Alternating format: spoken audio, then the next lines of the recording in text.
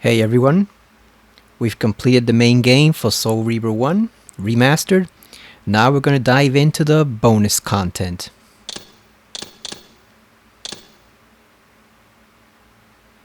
So let's see what we have here. Obviously we're only going to do the bonus content for Soul Reaver 1 since we haven't played 2 yet. But let's see, we have galleries, music player, lost levels, lore of Nosgoth, videos, and the Dark Chronicle. What's the lore of Nosgoth? Let's see. Oh, this is interesting. So it gives you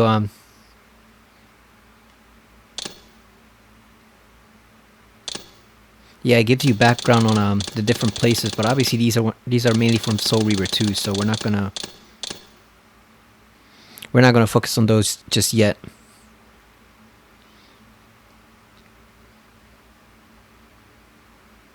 So we got the underworld. Though Nosgoth's might is built on layers that hell exists beyond its prayers. Here the elder god resides and plots the doom of those it despises. Sanctuary of the clans. A chair lies here beneath a pillar, the throne room of an ancient killer. Oh yeah, Cain. A place of beginnings and of endings, a place of freedom from history's bindings. Lake of the Dead. This caustic deep beneath the earth. A place of death and dark rebirth. Here uncounted years of pain may lead us to a better reign. Raziel's clan territory, historic seat of Razielum, the fated face was dark and grim. Its walls once echoed proud and strong, but treachery's reach is ever long. Necropolis, a charnel house replete with dread, the ill-born legions of the dead. A sin committed fills its stones, a hell of deaths and restless bones. Silence Cathedral, a tower yes but once a weapon, its failure marks a story lesson. Built to peal a deadly toll, its folly chills the human soul. Also, they're all rhyming poems. That's pretty nice. Pretty creative. Tomb of the Seraphan. Ancient heroes some men have claimed, but vanquished foes to Emperor Cain. Here the lion could repose, their bodies dare to decompose. Yeah, as we're gonna learn in Soul Reaver 2, those guys are not quite the heroes Raziel envisioned them to be. Got the Drowned Abbey. Vampire kind once feared to tread here. Now its waters teem with dread fear. Water, fire, and burning sun. Vampiric will might overcome. Got the ruined city of the Dumahim. This mountain stronghold now has crumbled, its former rulers crushed and humbled. The glory palace lies in ruins, its fate was sealed by vengeful humans. Almost sounds like some of the poems you might find in a Silent Hill game, especially the remake. Oracle's Cave. A sage soothsayer claims to reside here, but something darker may yet hide here. Do not be fooled by first appearance, and ware of time's devout adherence. Chronoplast. To conquer worlds takes strength and vision, but conquering time requires precision. To rule the future, seize the past, and change the way the die was cast. Force Glyph Altar. This one was Nupraptor's one, right? Beneath the bones of ancient dead, a force had hidden, seek the head. And far below the guardian's nave, this force hides in his watery grave. Yeah, so Nupraptor was guardian of mind. He was known as the mentalist. Sound Glyph Altar. Below the tower hides a secret. If you have the power to reach it, seek the man who strikes the bell. His glass-bound pose describes its knell. Stone Glyph Altar. In stone-bound strength, an ancient hero strikes an amble, dark and narrow. If you can solve this still equation, then free the glyph from rocky prison. Something we'll learn later on in Defiance makes you wonder if this might actually be a statue based on Vordor, the ancient forger who became a vampire. Nobody knows it. They imagine it's a statue for humans. It might be a statue of him based on what we see in that game. That's pretty interesting and something I never really thought about. Never occurred to me until now. That might actually be Vordor in there, in his human guise. Water Glyph Altar. Beneath the human citadel, an ancient angel statue dwells. Her secrets hide in depths profound, and fathoms deep you must first sound. The fact that this one has angel statues makes me wonder if it's related to something we'll see in Soul Reaver 2. A certain ancient species that looked angelic. Fire Glyph Altar. Promethean power here may yet here dwell, but realms and ruin hide it well. Swim to find it if you dare, and seek it out by fiery glare. I've said it before, and I'll say it again. I think this is probably built in homage to the demons from Blood Omen 1. Hasha Gik, their leader, their supposed leader. I think this is probably an altar to him, because it has the 4 arms, it has the horns, it has the fire, so it has pretty much every trait of the demons in Blood Omen 1. So I think this was actually some type of demonic altar for him that also imbued power. I don't think the vampires built this one. I think Hash's followers built this one, especially considering where it was. It was probably a human-dominated area. Sunlight Glyph Altar. The foe vampire still endures. Its muted rays by clouds obscure. The lighthouse now long left unmanned must be rekindled by your hand. Oh, look at this. Turel's clan territory. A priestess knew where this place lay. Its secrets now locked far away. This place is no mere dark distraction. It gives the mind kinetic action. So this is one of the cut areas that we're going to see shortly. Undercity. A place where vampire lords were praised and evil sacrifices made. None still know its lost location nor seek to find its dread foundation. That's another one I'm going to see in a moment. Kane's Mountain Retreat. A lofty area, its entrance lost above the silence and the frost. This was where Kane's might resided. The fate of Noskov here decided. And we got the Fire Forge finally. So we never got to see Kane's Mountain Retreat. We're going to see it shortly in a few moments. Fire Forge. This power lies hidden not in walls but in past eternity's myriad halls. To seek its strength you'll seek an ancient forever absent from the present. Alright, so that's the lore. What's Dark Chronicle? Let's see. Oh, we got Soul Reaver 2 and Soul Reaver. Obviously we can't do Soul Reaver 2 just yet. Also, this is a script. It's like in Soul Reaver 2 where they gave us the whole script. Literally as you went throughout the stages, you would unlock literally the whole script. So you could read along with them and see exactly what everyone was saying. And also the emotion they were using. It's described like their feelings and what their thoughts are and stuff like that. The looks they're giving each other. So it contains a lot more context than just watching a bunch of cutscenes. Videos, let's see. Got the openings for both games. We got outtakes. Oh, we got the credits. These are definitely we're going to check out. We're going to check out the Soul Reaver credits because remember that for some reason I went mute in the last video. I don't know if it's something to do with a glitch or if they just kept it here intentionally, but we're going to check that out. Galleries, cosplay. Got fan art.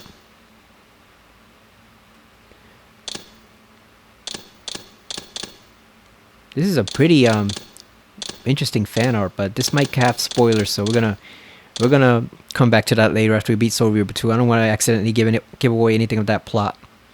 Cosplay. Hey, look at that Kane.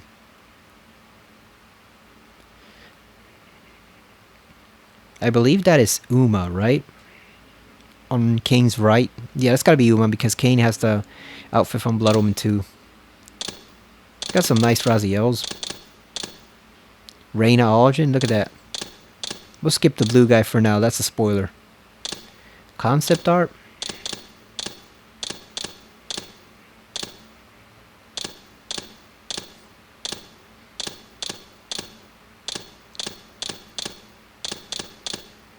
Also, this one has from all the eras of the history in the games. So yeah, we'll probably skip these two for later on. We might come back to them eventually. Here's some renders. Ooh, these are some nice promo features. Some nice renders. Look at Kane. That ring on his right, I never explained it in the game, but that's actually Vorador's signet ring from Blood Omen 1. That's how he would summon Vorador to aid him in a battle against the 3 Pillar Guardians when he was outmatched. He needed someone to help him because he was outmatched just by Malik. Not to mention the other 2. Yeah, it was 2 of them, right? It was the Jewel, Bane, and then Malik. It was 3 of them he was facing, so he summoned Vorador, who had given him that ring to go help him out.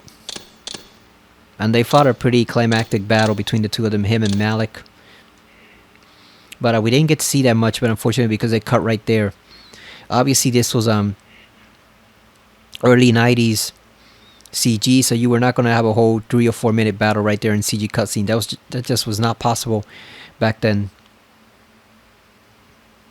So Silicon Knights made, for better or worse, the decision to just cut there after the first opening moments. You can see here more detail on the lieutenants. You can see here Melchiah. I remember seeing this these CG renderings a long time ago on a site from the graphic design artist who actually made them. He had stored all this material on his computer that he shared it with everyone so they could see the work. You can see there Micaiah is stitched up.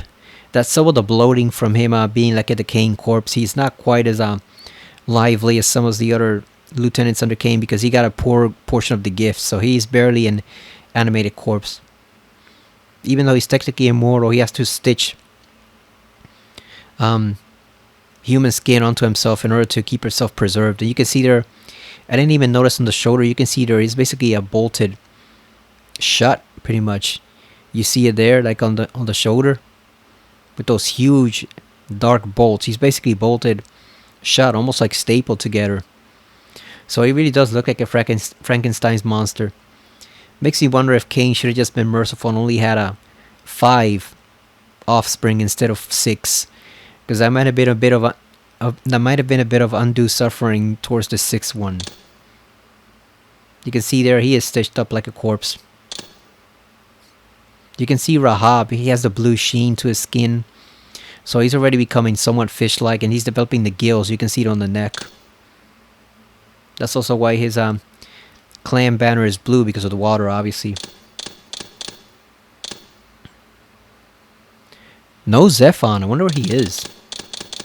Maybe we'll... Oh, is it this one? Oh, there he is right there. The skinny one. So here's Duma. Duma looks, I guess, pretty normal. But you can see he's those are a lot of pronounced veins. I wonder if he's already starting to develop like that armor-like covering that he'll have later on. He's kind of like the brute of the 6 brothers. Then we have Turel, who we never meet except in the cutscene. He was the one who de-evolved the least. He was the least monstrous among all of them originally. As you can see later on, not Silicon Knights, Crystal Dynamics had other plans for him. And then here's Zephon. I guess just a regular average vampire until he started turning spider-like. And there's Raziel. Also, the veins might actually be just pronounced on all of them, not just Duma. Yep, there's Raziel in all his pretty boy glory. A lot of people think he actually took a step up or a glow up when he became that Wraith. Because in a Wraith form, he looks pretty cool, but here he just looks like a random pretty boy. I've heard it said from Hot Topic type of vampire. That's what he looks like. Just a random goth vampire.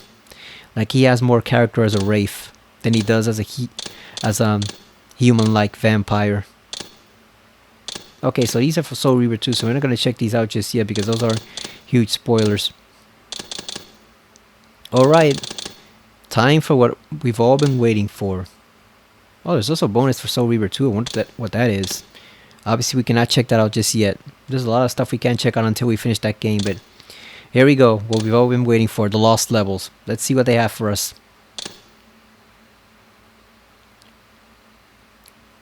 Okay, so giving a bit of an introduction to it.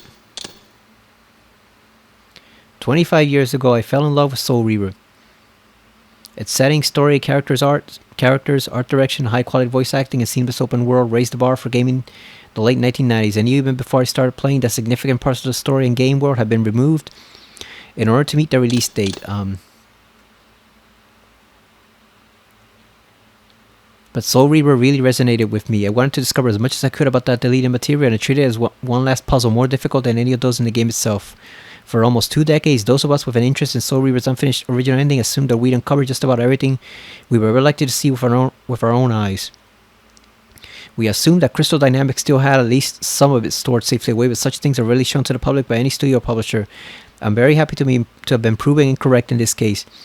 This remastered version of Soul Reaver was made by people who love the game at least as much as I do, and they've gone to unprecedented lengths. This version of Soul Reaver you're playing right now contains an absolute wealth of other never-before-seen bonus material, but beyond that, the developers have used material saved by Soul Reaver's original creators to build authentic, explorable versions of the formerly lost parts of the game world. Fans new and old can finally see with their own eyes where Raziel's journey would have taken him in the original conclusion, Ben Lincoln, Legacy of Kain, The Lost Worlds. I used to think that username on the site stood for Blinken for some reason. I didn't know it was his actual name, Ben, until like 2 or 3 years after I first seen the site. You know, way after I first discovered the site. Alright, so we got 4. We got the Undercity, got the Smokestack, Retreat, and the Forges. So you know what? Here we go. Let's go to the Undercity first. That's the Undercity beneath the human citadel, beneath their capital. Oh, we got 3 chambers. Nice. I thought it was just going to be 1. The human citadel in Soul Reaver originally featured an extensive subterranean area that became accessible after Raziel's second battle with Cain.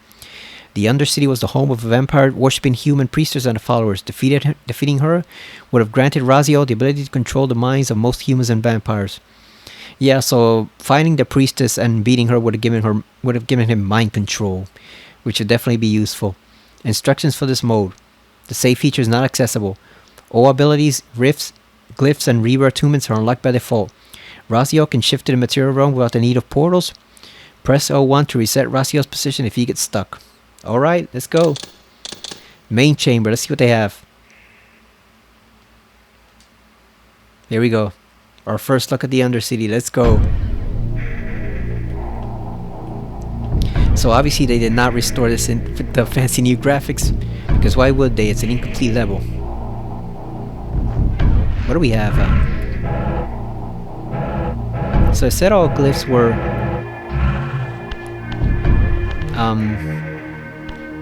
available from the start, but obviously not in the spectral realm. So we're gonna shift over. Here we go, we got them all. Alright. Got all our health. Let's go. Is there anyone we can kill? So all this is located under the human capital, basically.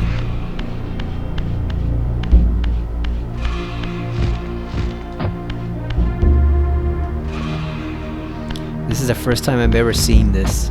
This is incredible that they actually were able to rebuild this a little bit. I know people had hoped they would have a fully playable version of it, but this is probably the best they can do without a full remake that would branch off into different paths, you know, one path following the canon story, one path following the what if story. So without rebuilding the game completely, this is probably the best they can do, but it's pretty neat to be able to explore this years after. This is pretty cool. I want to dive down there, but I'm not sure I'll be able to get back up, so that probably might not be wise until we're ready to go.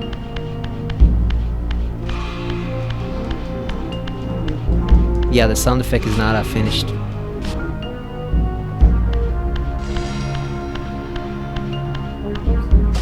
Oh! I did not expect to fall down there.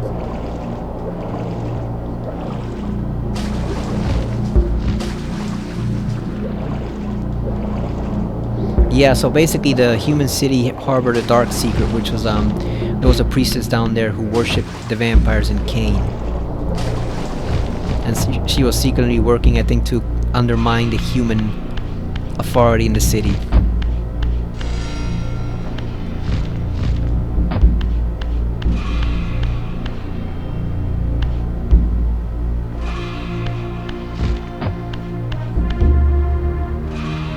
Which, based on what we know about the vampires from later, might not have been actually a bad idea. But at the same time, Cain's empire was pretty corrupted by the time the events of Soul Reaver 1 happened, so she might have been right to worship them once, but they did eventually turn to monsters. So we got 2 blocks. What do you have to do with those? So they obviously would have gone somewhere, but I don't see any place to put them in.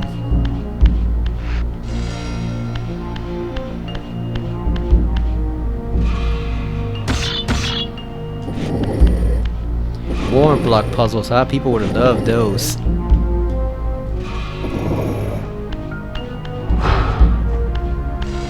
People would have loved more block puzzles, wouldn't they?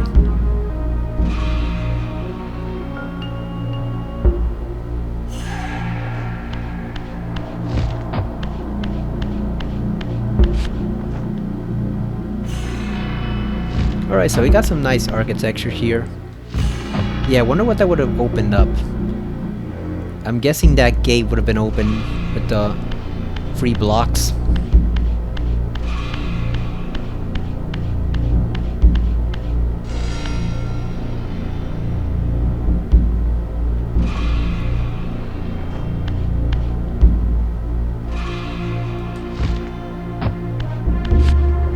Yeah, I'm guessing some type of block puzzle would have opened up that gate, or maybe that thing right there was a door. Let's see. Yeah, obviously it doesn't work because duh, it's incomplete. But yeah, I'm guessing that oh.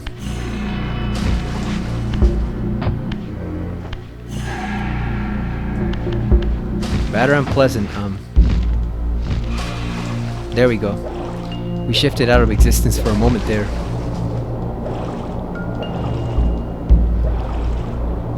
Alright, now that we explored that chamber, let's go outside. If we can. Yeah, I guess we can just shift over here.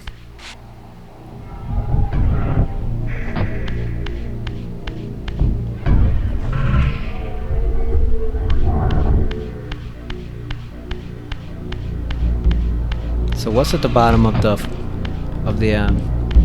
Undercity here? So there's no enemies. Would have been nice if they included a couple. I wonder if there's any in the Spectral Realm.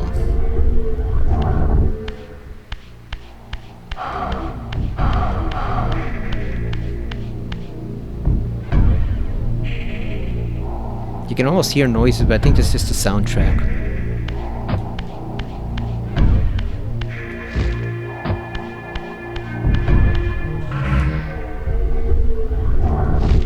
Okay, so there's not much to see beyond the basic architectural structure here, but it's still pretty cool looking to be able to see all this stuff years later after, well, decades later after it was almost finished, but not quite.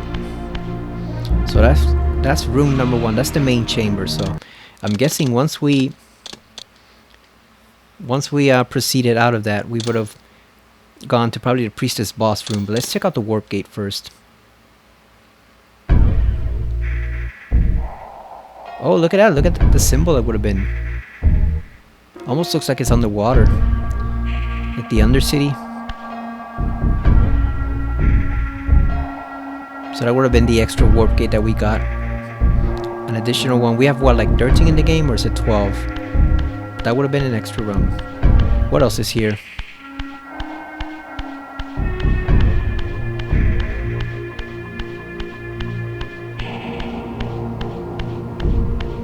Okay, so this is underground. This is really underground.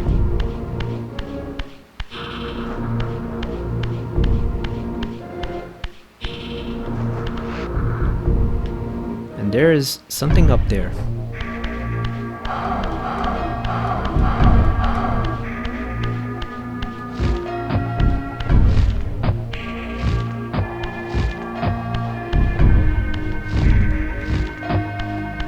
Let's shift into the material realm. Let's see if we can swim up there. We can. Nice.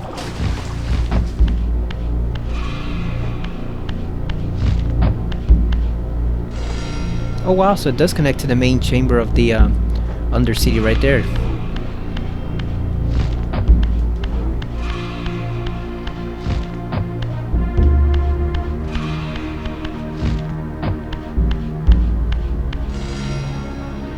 Yeah, because that was where we were at the beginning up top. So it does connect to the main chamber. Alright. Obviously we can't get back up there.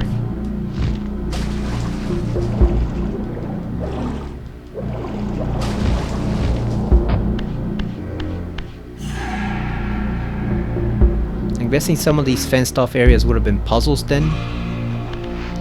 Puzzles that we have to solve in order to get to the main priestess boss area. What else is down here?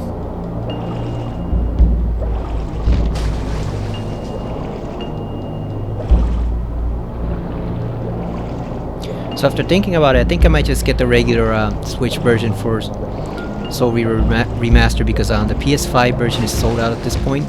Oh, look at this chamber. This is new. The PS5 version is sold out, and the more I was thinking about it, bro, the more I think $149.99 might be actually too much for that collector set, given what they give you. It's one thing if they give you like a Cain or Raziel statue or something like that, but the fact that they just gave you the little sarcophagus And then the soundtrack we already have online to listen to. And the comic, like people said, someone will probably upload the comic online eventually so people can see it. So it's at $60 or $80, even 100 might have been cool, but 149 is it? Plus like $30 more shipping, including like a box, so that it doesn't get damaged. It'll be almost $200. It might not be actually worth it. I might wait a while to see if it restocks, but if not, I might just get it for the Switch because I've been reading about it. Apparently the Switch version actually runs pretty well. It has a slightly lower resolution, but it still runs great. I've heard it runs pretty smoothly, and then that way I'll have it on 3 different consoles because the more I was thinking about it, it doesn't really make sense to get it on the PS5 because I already have it downloaded for the PS5. I can download it anytime I want. I would have preferred a physical copy, but if it's not available by then, I might just keep the Switch one. That way, in case something goes wrong with the PS4 or PS5, I still got the Switch version. Can we throw this block into the water? Let's see. Oh no, we can't. They're not gonna let us go quite that far. Alright, so that was the warp gate. Yeah, I was really gung-ho to get the collector's edition, but the more I think about it, I'm not sure I really want to spend that much amount of money on a game that I already bought and paid 30 something for it on PSN. Plus like 100, like I said, 150 plus a 30 more for the shipping. It's quite a pretty penny, so I might just pre-order the Switch version, which isn't going to release until June anyway. So you're pretty much just pre-ordering it to get it eventually, like around the middle of the year. And then if before the pre-order period closes we get the PS5 back in stock, if it gets restocked, maybe I'll switch it, but I might just order the Switch ahead of time just to have one other version of the game. Plus the Switch still has a slipcover too. You don't get the steelbook from the collector's edition, but like I said, it's unless we win the lottery or something in the next few days, or have like a pretty, I don't know, pretty good golf win or something. It's just a lot of money to be spending on something that should probably cost $100 at the most, because I only paid like 130 or 140 for the Resident Evil 2 remake collector's edition, and that was leagues better in some ways than this one is. So and even that one was still overpriced, so I might just get the regular Switch version before it sells out, because PS5 is already sold out, and I believe PC is already sold out, so that leaves only the Switch. But that's okay, because like I said, from what I read, the Switch version actually miraculously runs pretty well. If it didn't run well, considering this is a remastered PS1 and PS2 games, it'll probably be great cause for concern, but fortunately I've heard it does run pretty well, so I might just get that one just to have a physical copy of the game on another system in case something goes wrong. Alright, so let's go to the Priestess's boss room. Let's see what this is like. So this is where we would have fought Kane's Priestess, hidden right there. Oh! Guessing she would have been right there. That's why we're staring at. That's why we're staring at the middle of the chamber. What's over here? Oh, nothing. It's just a black void. It's the abyss, Raziel. That's where you fall into there. Even the Elder God can't rescue you from that part. Alright, so let's see if she's here. She is not here. Damn. It would have been pretty interesting if they had a model of her right here, but I'm guessing that was never completed. So this is what it would have looked like. I wonder how it would have defeated her. Was it just a regular boss fight, basically? That's what I'm guessing. Maybe it was just a regular boss fight. Yeah, so I've never seen a screenshot of this before, ever. This is my first time seeing this stuff. Okay, so that's the priestess. That's the priestess's chamber and the Undercity. So that was actually the least one I was interested in. I'm more interested in the bonus in the smokestack and the retreat. So let's go to the smokestack first. Now this is Turel's territory. After exiting the Undercity, Razia would have traveled to the massive fortress of a final remaining brother, Turel. In Turel's lair, Razia would have earned an enhanced telekinetic ability, then used the towering central smokestack to reach Kane's mountain retreat high above Nosgoth's landscape. So we got the entrance, we got the interior, and we got Turel's audience chamber. Alright, so let's go to the entrance. Does it have the map or not? Oh, starting off strong. We do not have a map. Okay, so we do not have a map, but I assume this is somewhere around Dark Eden's territory from Blood Omen. Because that's where it fits that you would have like the magma and lava type stuff.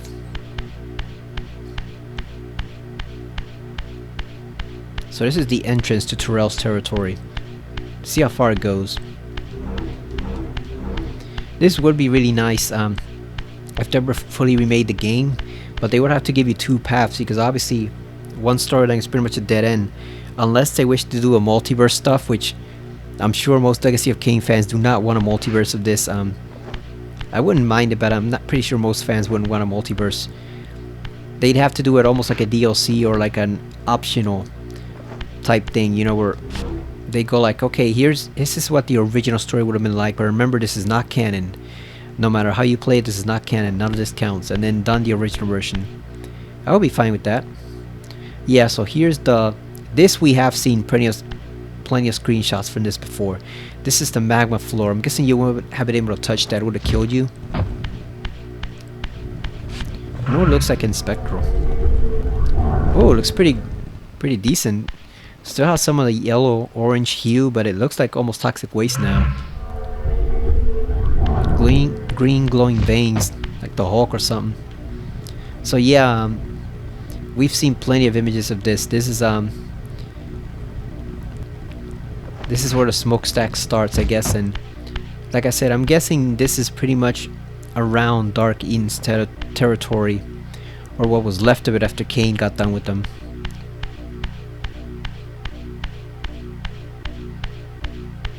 Oh! Got enemies? Oh, nice. Can we kill them? Let's see. Damn, cannot kill them. Do they attack or not?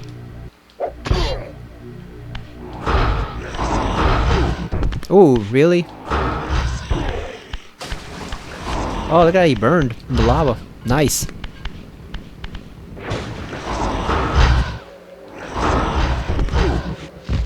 It's a projectile battle. Alright, let's toss him in there, Razio. No, you idiot. Toss him in the lava, you fool. Damn, look at that. There you go. He's toast. Look at that. Oh wow, this would have been a really interesting area to explore with the lava and all this stuff. Almost makes me sad it was cut. This would have been great. Now the main primary question. Can Razio go in the lava himself? We're about to find out.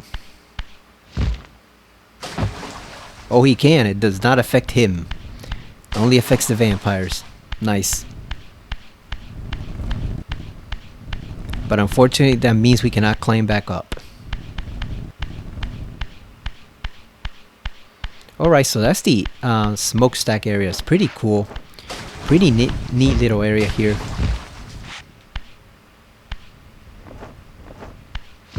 Oh, there we go. We actually got back up. I'm gonna shift over to Spectral. Oh, look at that toxic waste right there. That's awesome.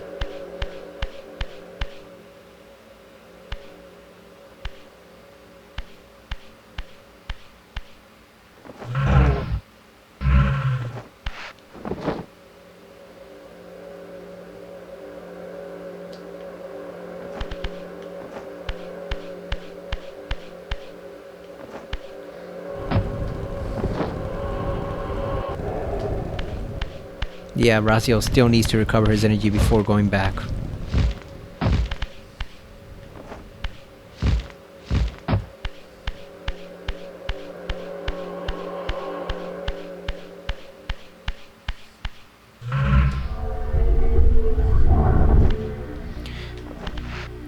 So I'm guessing this right here would have led to the next area in Turel's fortress.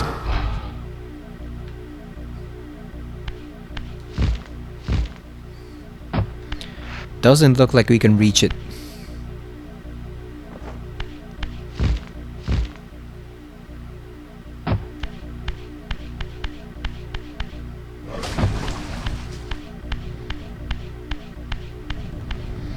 And we're back in lava again. So let's exit out of that one.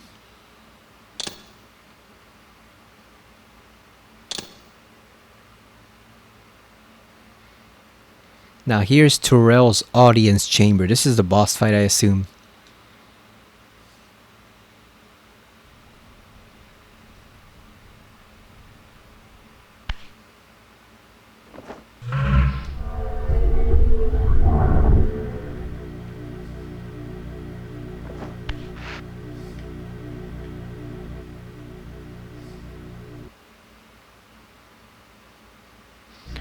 Oh, here he is.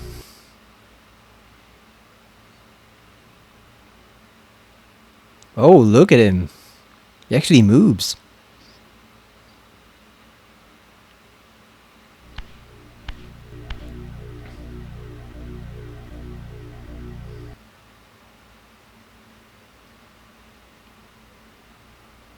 Let me pass, Turel. I have enough blood on my hands today. My quarrel lies with Cain. Poor Raziel. Your rage blinds you to the bond of gratitude that we owe our master. Gratitude? Toward one who would have you grovel at his gate like a dog? You once had noble aspirations, Turel. Now, how humbled are your goals? Do you prosper on the scraps he casts you? Your insults will do nothing to blunt the agonies of your demise. You killed me once. Behold the result. I have no more to fear from you. Wow, so he can speak. That's the first time I've ever heard his voice. So you can see, obviously, they did lift a lot of the dialogue there from Turel and Raziel's confrontation onto Morlock, the Tomb Guardian, where you get the projectile from. Oh, actually fights back.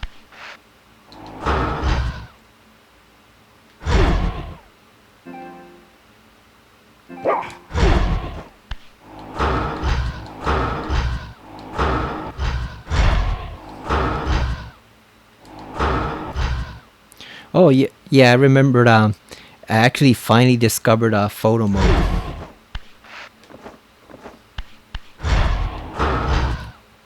There we go. Nice. Let's take a picture of this, a screenshot, because I want to make this like the screenshot for the video, the thumbnail. Nah, I think this angle looks better. This angle looks better. Let's get like a really epic side view of it. There you go.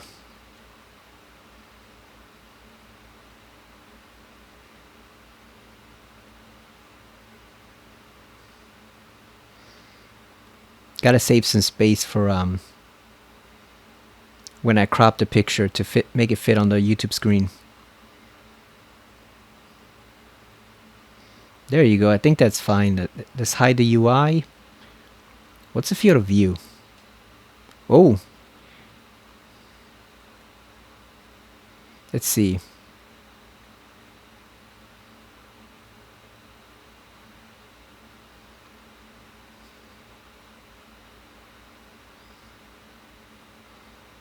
Yeah, let's darken it a little bit, just a little bit. Yeah, that looks good. Look at that. Now we're going to take a screenshot of that. Then we can crop that out a little bit, and that'll be the screenshot for the video. Nice. So obviously we can't kill Turel. Wonder what the Reaver does to him. There's no ghost in here, so we can't replenish our health that way. I just want to hit him once with the blade. So that was not nice because I thought it would just be like a standing still image right there. I didn't think he would actually move or speak. So that's pretty cool work they did, actually getting him to move a little bit. As you can see, he did not decay or deteriorate as much as some of Kane's other lieutenants, probably because he was the second youngest, so he was kind of spared a lot of that deterioration. Makes me wonder what Razio would have looked like if Kane had not tossed him in there. Although obviously this is the original timeline. In the one that's established in Defiance, we can see clearly he probably would have turned to some type of bat-like monster. But here, I wonder what he would have turned into here had Kane not tossed him into the abyss. Alright, so let's hit Turel with the Reaver just once. I do know he would have had to use sound to defeat him probably, so it would have been probably some symbols or something, or sound producing devices. That's the way you would have gotten rid of Turel.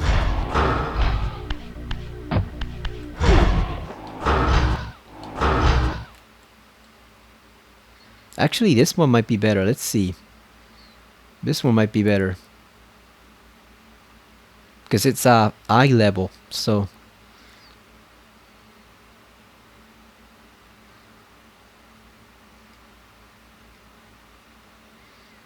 yeah, this one might be better.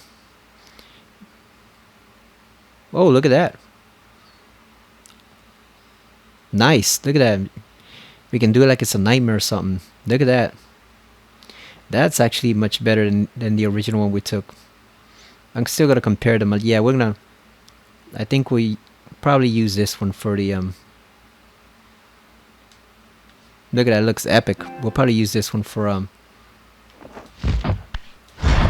the thumbnail. Also, we saw this version of Turel in the original Soul Reaver 1 credits. We saw some artwork on him. Looked pretty cool, but we never were obviously able to see him fully before.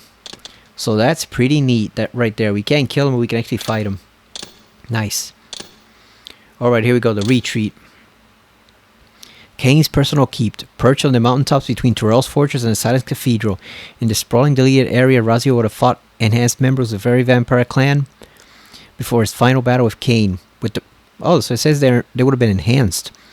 With the Reaver's power amplified by Kane's soul, Razio would then discover a bridge connected directly to the top of the Silent Cathedral and use his titanic pipe organ to destroy every remaining vampire in Nosgoth. So let's see the entrance. Ooh, we're in the mountains now.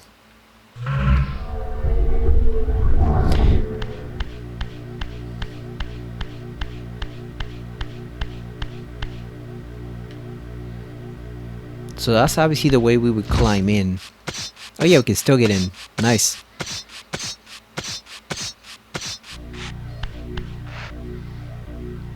But there's nothing inside. Damn. So this is literally just a wall and nothing else. Oh, there's also another one there. Oh, here it is. Oh, look at that. Look at that. Hey, it's the symbol from the vision. The one he saw in the Chronoplast chamber. When he looked into that screen and he saw him and Kane standing here. Look at it. It's right here. Look at that. Let's take a picture for posterity's sake. We finally made it to Kane's retreat after all these, 25 years. Look at that. We finally made it.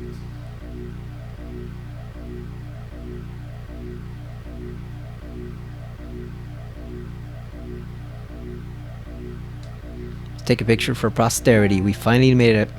We finally made it to this place after all these years. I'm guessing that would have been a separate entrance right there, since the main door is obviously locked. There's Kane's clan symbol on it. This is pretty cool. Yeah, so there obviously would have been something up here that we could reach. Maybe some magical energy or... Oh, here's another passageway. See where this one leads.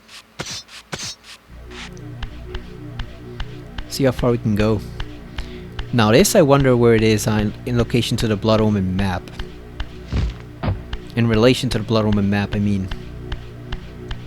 Oh, it's the warp gate. Yep, there's Kane's symbol. All the way from his tomb in Blood Omen 1. we'll see that symbol again in Defiance when we accidentally stumble across something of his in that game. So this is a pretty nice section. Cool.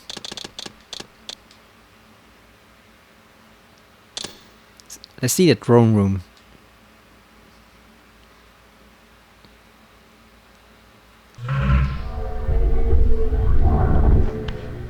Okay, so there's two portions of it. We got this right here. This I did see a screenshot of a couple years ago. Oh, these golden steps. That's nice. Cain would have them lined with gold or something, wouldn't he? Oh, and I'm guessing these would have been block puzzles. You can see the symbols right there for the infamous block puzzle. So I'm guessing those would have been to help you gain entry.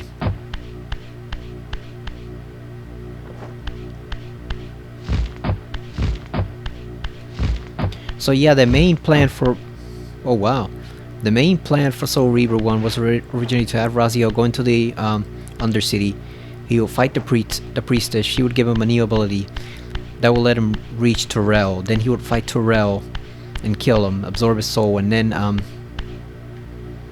that will allow him from Turel's territory to reach Cain's mountain retreat. And from there he would have gone and killed Cain. He also would have had to absorb the Reaver in order to, absorb Ariel's soul into the Reaver in order to kill Cain, because the Reaver itself was not powerful enough. And then once he did kill Cain, he would have been able to go to the top of the Silence Cathedral, and he would have activated the massive sound pipe that they had built, those humans, and then from there he would have wiped out every vampire in Nosgoth forever. And the other god would have told him, well done. Oh, look at that, we're right at the beginning again.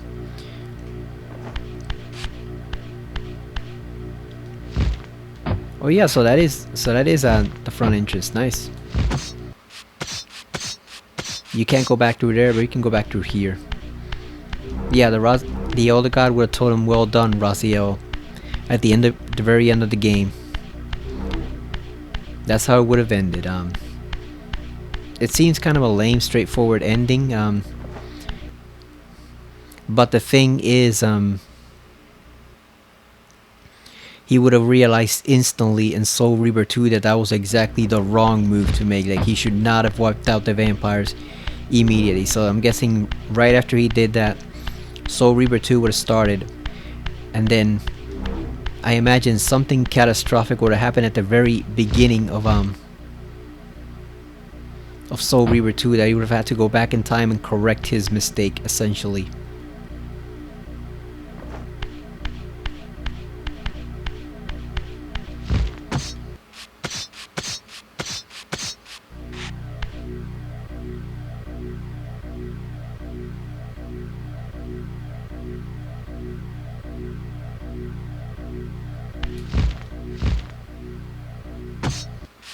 I want to get back in the throne room. Let's see. Yeah, this is the outside. Might have to reload it. Yeah, here we go. Throne room. I want to see that little section we avoided.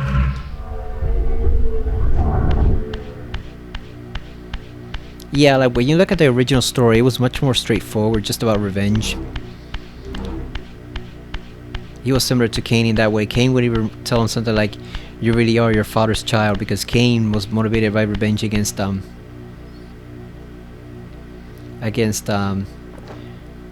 people who killed him. Look at that. There's Seraph and Raziel again with the angelic imagery.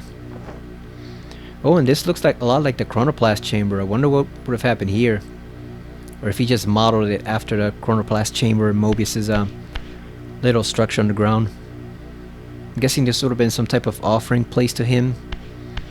And there he is. There's his throne room. He really likes the claw motif for the thrones, right? He has a similar one at the base of the pillars. And again, stone. I don't know why Cain would have choose to use a stone throne instead of something more comfortable, but I guess this is the way he likes it.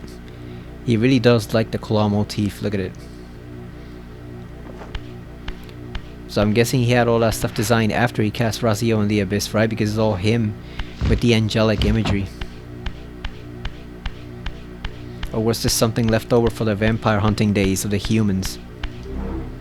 I guess we'll never know, right? There's some like church looking imagery right there with the stained glass windows. Is that the spiral symbol? Look at that. That's the spiral symbol, right? For the underworld. So yeah, in this version, Cain literally foresaw every single thing that happened in this version. So that is the throne room. The pinnacle, here we go. So this is when he would have gotten to the very top of the Silence Cathedral.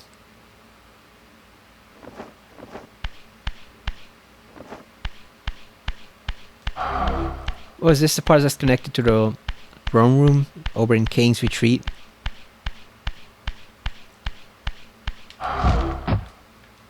Yeah, don't jump off the map, Raziel. This map is not complete. Oh, okay, so this is the little ledge. We see him standing at the very end of the Chronoplast visions. We see him standing over a ledge, looking downward with the new Reaver. So this is just after he's killed Cain and he's getting ready to wipe out the vampires. Yeah, this is the pinnacle of the Silence Cathedral. I'm glad they went a different route because it would have had a completely different story if this was allowed to transpire. But at the same time, it does make you wonder how the other story would have gone and what he would have needed to do to correct it back then.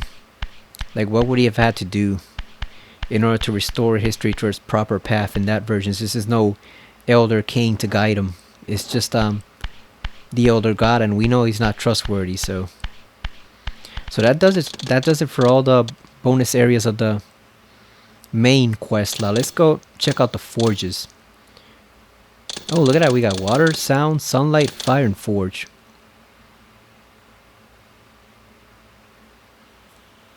So these would have been like the fire glyphs, but for the Reaver.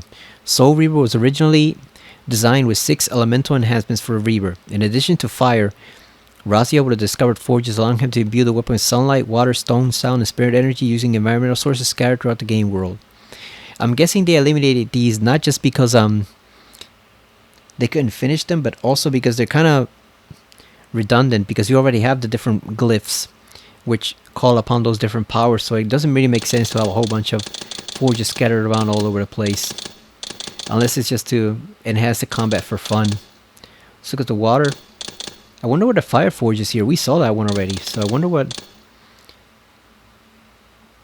that fire version looks like. So this is water. We also got spirit. Okay, so I wonder how we would have reached this one. Probably somewhere underneath the human city, right?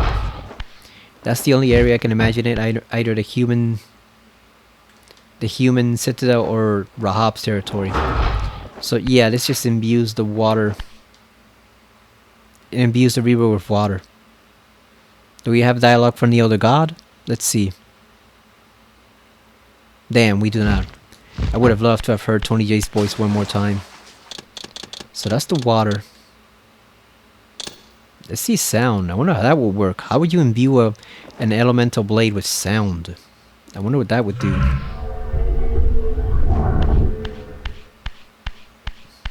Okay, so it doesn't look like this one was even remotely completed. Oh yeah, there is nothing here. It's just a blank room. So they didn't even get to work on this one before they had to call it quits. Sunlight, let's see. A little more substantial here. Oh, okay, so this one, again, not much is completed, but you do see the sun right there.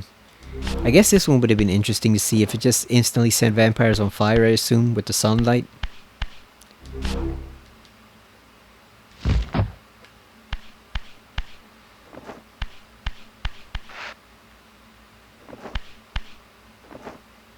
I thought I saw a bit of Cain's clan symbol up top there. You see that marking there at the very top? I don't know if it is or if that's just random pixelated textures. Could be either one.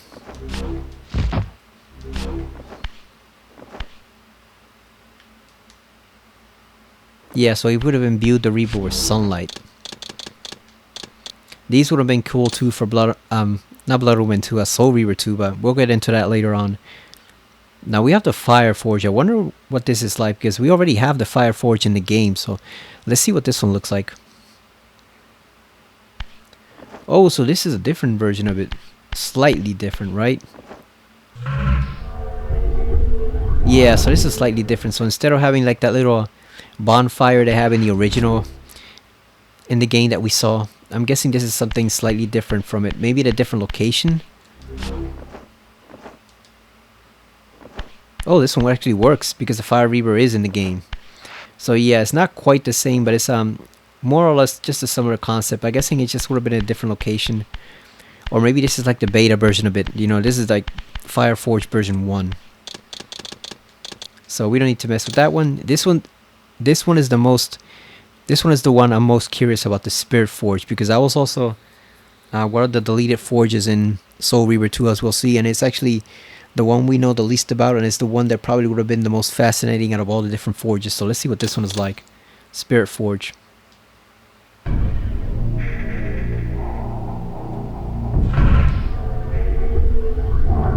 Is this even done? Well, this is a little bit of it done. Oh wow, this is like a little temple. And this is obviously the human citadel. You can see the textures right here with the brickwork and the human theme. So yeah, this is obviously somewhere in the human fortress. I'm guessing maybe in the Undercity. That's the only other place I can think about it. The Undercity, or one of the locked doors. Probably the Undercity, though. I can imagine this being a treasure that Kane's priestess and her cult were guarding from the other humans. So yeah, this is a spirit. But I wonder how this would even work. Like, I guess this would just be like an ultra powerful version of the Soul Reaver. Before you imbue it with Kane's power, like this would be the ultimate version of the sword.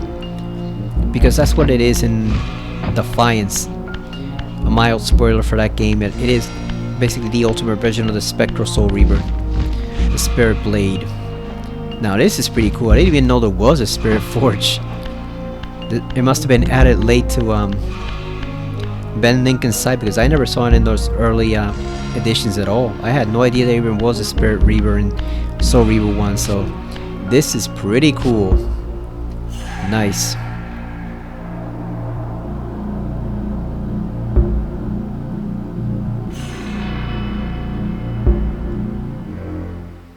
This is pretty cool right here. So one more picture just to take it to have Raziel pose here in front of this uniquely odd claw-like structure. Okay, put it a little closer there. Hide the UI. There we go. Nice, beautiful image. Yeah, so I had no idea this even existed. I thought the Spirit Forge stuff was solely something that was cut from Soul Reaver 2 and then obviously put back in for Defiance. I had no idea this was even a thing. So wow, I learned something new about the series that I did not even know, and I thought I'd read almost everything about it, and I did not know about this part. So that is it for the museum levels. Look at that. That was a nice bit of nostalgia for all this stuff that we've been seeing all these years and never got to play ourselves. That definitely is a very nice addition to this remaster. If nothing else, I'm glad they did this remaster just so we could see all this stuff for ourselves and not just on some video or some website as screenshots. That is definitely awesome. Got the music player, we got the Soul Reaver 1 soundtrack. Underworld Danger, Necropolis, the City Danger. This is one I like. Now let's see if it plays correctly, because one thing about the soundtrack in the original Soul Reaver 2, when you go to play the soundtrack themes, they sound slightly slower and like deeper in pitch than the regular soundtrack music from the game, which I did not like. I did not like the fact that they actually altered them a little bit. So let's see if they play correctly here. Oh, look at that. We got a Spirit Forge. We never even heard that one. That's new.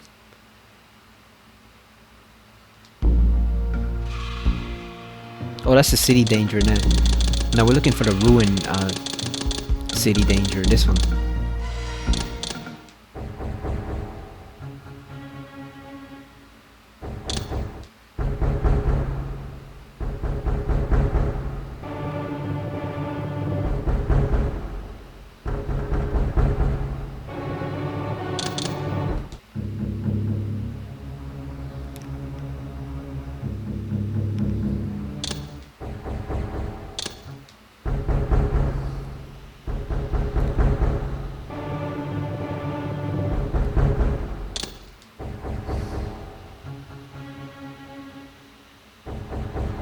So unfortunately, it doesn't look like you can skip ahead. You can only listen to it.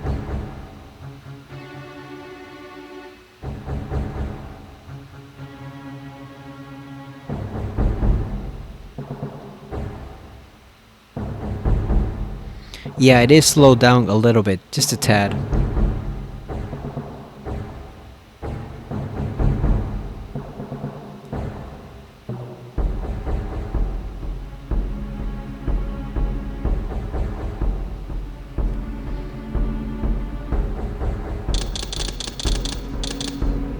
Let's see Turel encounter. Never heard that one before.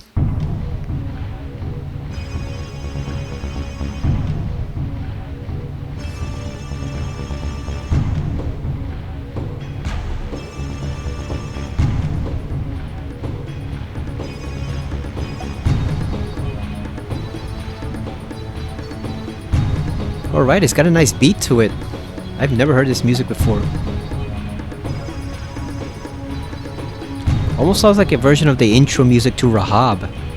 You know, when he swims up from his little lair and you see him and he confronts Raziel. That's what it sounds like that little intro from Rahab's boss fight.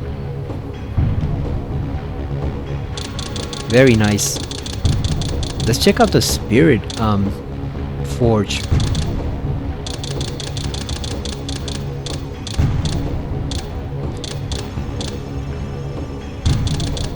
Because like I said, I had no idea that was even a thing.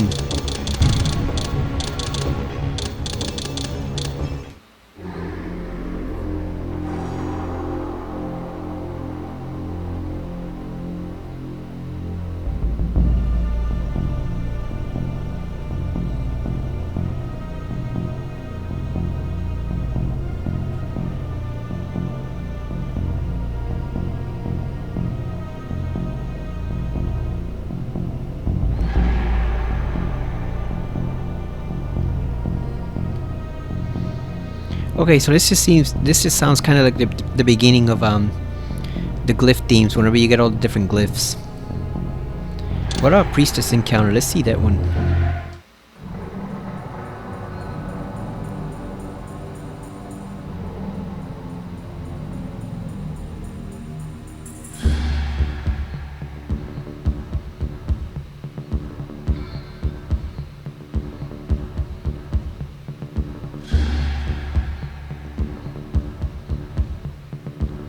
I wonder how she would have fought Raziel. What were her powers? What would they be like? Would she just basically mind control lots of human and vampire enemies to send at you? I imagine that's the only thing she can do. Because she's obviously not a match for Raziel.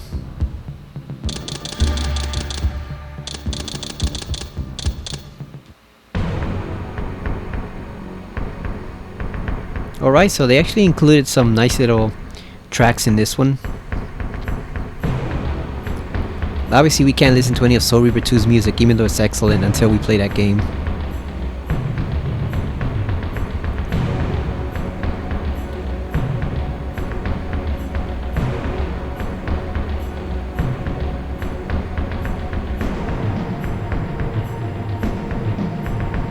Looking at that map, it's odd to think about it, that the fact that the vampires and the humans pretty much explored only like a small portion of the world, because obviously there's a lot more to the world than just that one continent right there, Nazgûl. But makes you wonder what's hiding beyond those mountains and oceans and stuff. What other stuff is there on that planet that we haven't seen at all? Because I can think of at least one other species that might have bases scattered around there. Oh, they cut the music early. Yeah, I can think of one other species that might have bases and strongholds and abandoned old fortresses or ruined fortresses scattered around in areas outside the mainland proper. But that's a spoiler for Soul Reaver 2 and Defiance, so we'll have to get into that later. Alright, so yeah, that was quite a bit of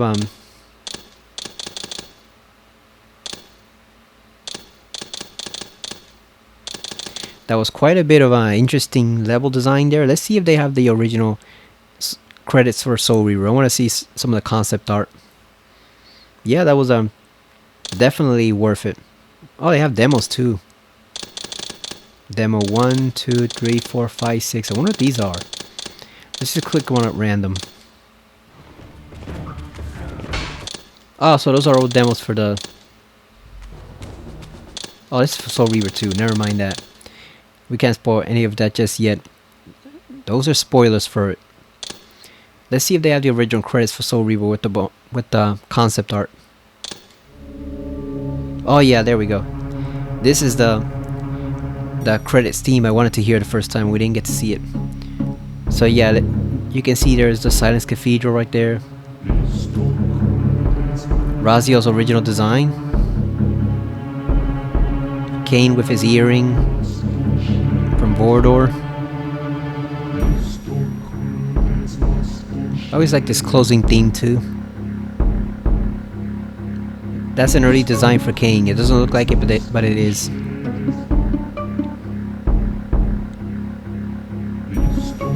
Another early design for Kain there. I don't like that one. It's too alien looking. You notice he almost looks like insect-like. He's got nothing below the waist, if you get what I mean. I don't like that design. The Human Citadel. An Novitiate or Human Worshipper of the vampires.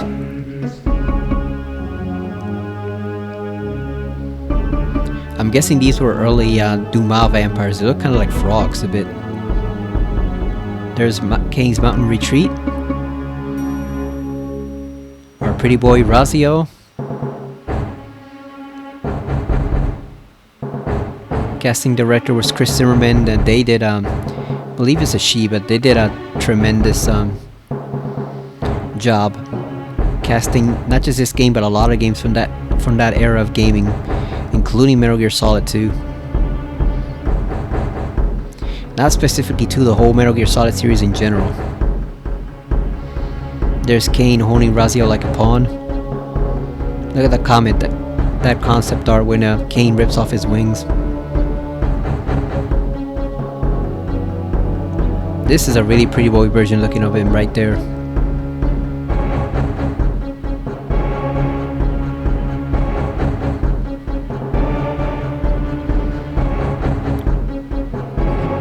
That's Melchiah, obviously, with the body sticking out in his arms.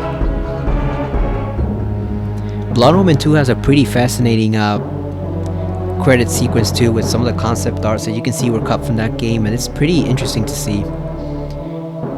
The Predator's retreat, falling into ruins. He still has the crown there.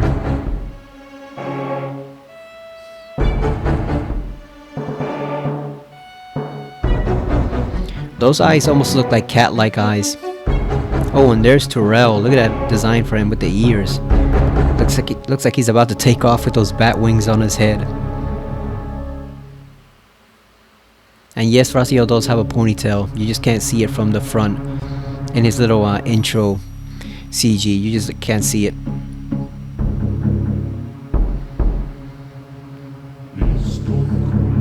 God damn, Amy Hennig did phenomenal work. I can't imagine what Naughty Dog was thinking letting her go, because she got sick and fed up of Neil Druckmann's crap. And they let her go in favor of Neo retaining creative control. And what a shit show he made. God damn, man. Like, even if you like his games, you can't deny that he is a very weak writer compared to Amy. And not to start anything, but it's just as someone who's basically impartial to most Naughty Dog games, I can take him or leave him. Like, I love the Jack ones, but the modern ones, like Uncharted's okay, but Last of Us, Mr. Coffee and Mrs. Donut? Yeah, Last of Us is, at this point, I'm like, it's whatever. I actually prefer the TV show already of the two games. But yeah, it's just like, you lost Amy. Neil took full creative control, and if there's an example besides Dennis Dyack from Silicon Knights of a game developer having all the power go to his head, is definitely Neil Druckmann. That's for sure. That guy has some issues, and I guess tries to work them out in his games, and it doesn't quite work out the way he planned. That's what I'm looking forward to. What Amy's doing right now. She's writing, or maybe she's written already, the next Marvel game, which is supposed to be Captain America and Black Panther. It's set in 1942 during World War II and the war against Hydra. So that's definitely something I'm very much looking forward to. We've seen nothing of it aside from one CG trailer. It's supposedly supposed to come out this year. We don't know if that's actually true or not, or if it's going to be delayed. It'll probably be delayed until 2026. Although it would be nice if they shadow dropped it, or maybe like they shadow dropped an announcement like one month before release. They just went and had released a full bunch of gameplay videos and photos and said, "Hey, here you go. Here it is. This is our game. It's gonna be released in 1 month." People will lose their freaking minds. Like, their minds will be blown. The lids will be blowing off the top of their heads if they just shadow drop the game that big out of nowhere. That would be awesome. I mean, they did it for The Quarry.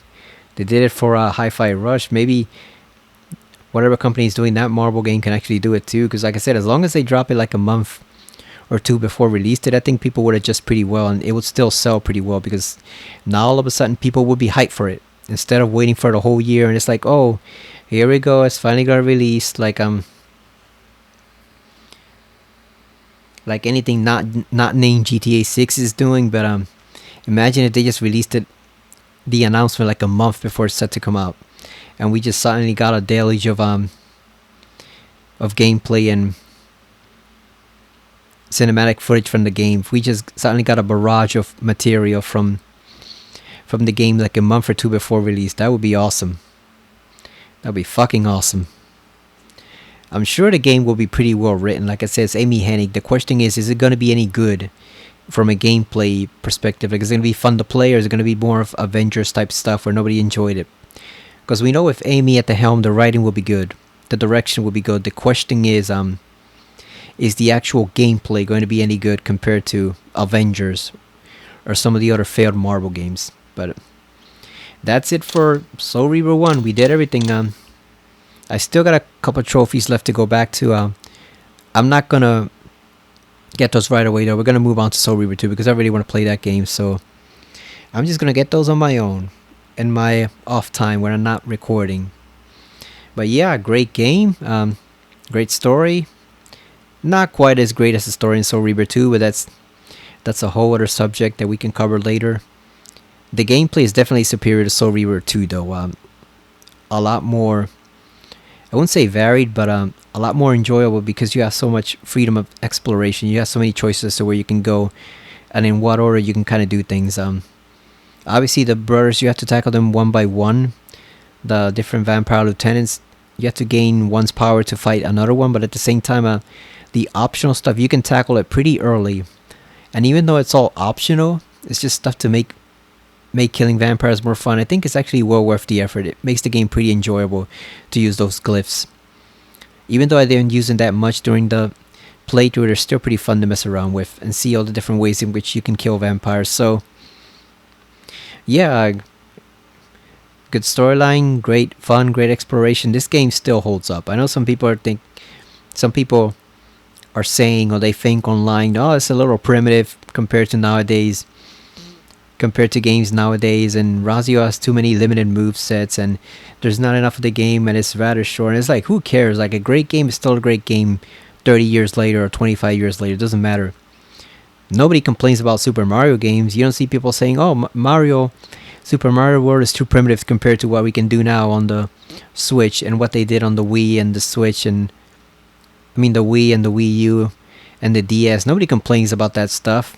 Yet somehow for more serious action games like Soul Reaver or Tomb Raider or Metal Gear or whatever, people always say, oh, the games don't compare to what we can do now. We have much more modern types of gameplay available. And it's like, yeah, but if the modern gameplay is not as fun as the old ones, you've pretty much lost. You haven't accomplished anything because you went backwards if it's not fun to play. And that's one of the main problems that's primarily plagues today's video games. A lot of them are not fun to play. They're too focused on the story, and they sacrifice the gameplay for it. It comes at the expense of gameplay quality. And oddly enough, that might be an issue that could be traced back to Soul Reaver 2, but we're going to get into that when we play that game. But Crystal Dynamics might not have escaped a bit of blame for how things went and what direction they took in the video game industry. They might actually be a tiny bit responsible for that with Soul Reaver 2, but we will get into that later. So yeah, overall great game. Still definitely at least a 9 out of 10. I give it a 9.5, but it's definitely a 9 out of 10 at least. Even if it was just this game remastered and not the sequel, nothing else, just this, I would still recommend buying it. Even at $30, I still think it will be worth it for all the stuff that they included here, all the bonus stuff, all the lore. We got to see these deleted levels that we've never seen before in person. We'd only seen tiny screenshots of it and then like 2 or 3 second videos. We'd never seen a lot of stuff in person. Like I said, I didn't even know there was a Spirit Forge for the Reaver. I thought it was just fire, water, sound. Not sound, but you know what I mean, elemental stuff. I had no idea there even was a Spirit Forge for the Reaver. That was completely new to me. 100% new. I never seen that before or even heard of it. So I learned something new diving throughout this stuff. It was nice to see the Undercity, the Priestess Chamber, Kane's Retreat, etc. Especially Kane's Retreat, which I was always really curious about to see what it looked like. I'd seen that hallway where they place you at just outside of his throne room. I'd seen that in a couple screenshots, but it was a really interesting to see it myself in this game, you know, all these years later. It's a lot more fulfilling than just watching a couple videos and looking up a bunch of screenshots online on one of the 2 major Legacy of Kain sites, Lost World or the other one, the official wiki. So yeah, we finally got to see all that stuff. If they could do a remake implementing all that stuff in proper gameplay, it would be fine. But if not, this is definitely a very fine conclusion to the legacy of the game. No pun intended. I love seeing all this stuff and I like seeing it restored. So yeah, we're pretty much done with 1. Like I said, I'm going to get those remaining trophies on my own, and I don't know if I'll do it tomorrow because I really got to play Alan Wake 2, but I might do it on Friday. We might go and start Soul Reaver 2 because I really want to dive right into that. Especially because I'm also playing Persona 3 during the afternoon, so I'm going to be knee deep into heavy story-based games, which I actually love when they're fun to play. Like I said, I've got nothing against cinematic games, HBO type games as some people would say. In general, it's just that they have to be fun to play. If you sacrifice the gameplay completely for the story, and the story is the only thing you've got going for you, if the story is the only thing you've got going for you in that game, that's when it becomes a problem. When the narrative is the only thing sustaining the game and not the gameplay or the soundtrack or the characters, etc., like the voice work. If it's just the story itself sustaining the game, that's when it becomes a problem. And that's something that a lot of modern games dive too deep into. Like they start focusing completely on the story and they completely forget to make the gameplay fun. Again, Neil Druckmann, but I'm not going to get into that. But yeah, I'm going to be knee deep in heavy story-based games for the next month or so. But fortunately for me, they're actually games that I pretty much enjoy and love. So yeah, thank you for watching. I hope you enjoyed the playthrough of the first game. I'll definitely get started on a playthrough for the second game, because that game's story is a doozy, and it has still what is, I think, one of the most shocking conclusions in all of video game history. So I'm very much looking forward to it. Thank you for watching, and I will see you again next time when we start Soul Reaver 2 Remastered on the PS4. See you later, everyone.